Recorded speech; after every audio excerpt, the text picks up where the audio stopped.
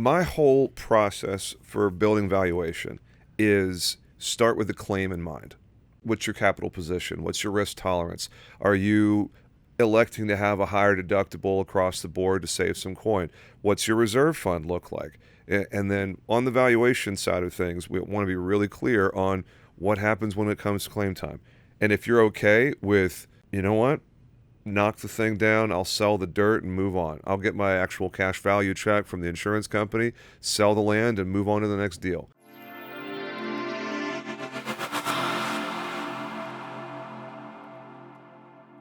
I think investors across the nation are massively underinsured right now. Oh, yeah. When you look at, if you took a loan out, call it 5 years ago, and you got the policy at the amount the lender told you, Yep. right, which was your loan amount, Yep. and now your property's gone up 100, 200,000 in value, you may have a replacement cost policy at $100,000 or $200,000 less than it's going to cost to replace that house. Yep. Because most of the rental properties, I would argue, are probably still going to cost more to rebuild than they're even worth in some cases with inflation and et cetera. Yep. Could you maybe speak to, obviously, the listener may think, well, he's just trying to get us to increase our insurance policies. But, I mean, it's a concern I have personally on my portfolio. Could you talk about maybe people being underinsured and how to avoid that, monitor it, and adjust it?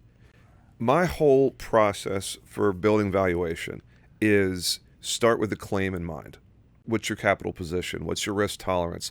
Are you electing to have a higher deductible across the board to save some coin?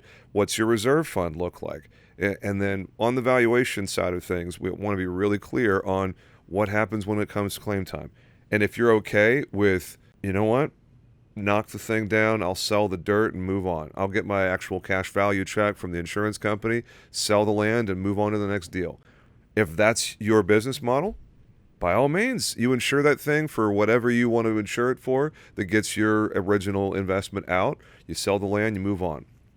But if you're looking for, like most of our clients are, you want to be made whole in the event of a big scary loss like a tornado or whatever, then you got to write the policy with the claim in mind and asking yourself, how much is it going to actually cost me to rebuild this thing with the same kind and quality that it was before the loss? And for us and our clients, we always start on residential.